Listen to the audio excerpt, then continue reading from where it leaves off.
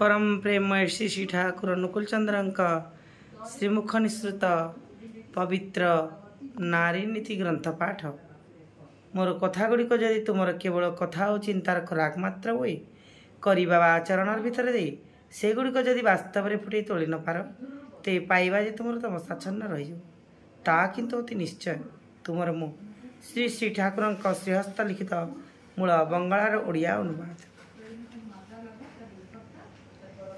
क्षिप्रता और दक्षता क्षिप्रता सहित दक्षता को साधी नियो आउ नजर रख मनीषर प्रयोजन रूप हाव भाव उपरे आउ हाव भाव देखी जेपरी प्रयोजन को अनुधावन करिपार तुमर बोध को सेपरी भावे तीक्ष्ण करि नेबाकु चेष्टा कर।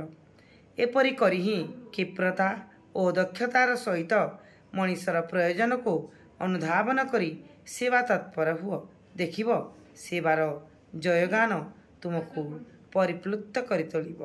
वाणी संख्या 3।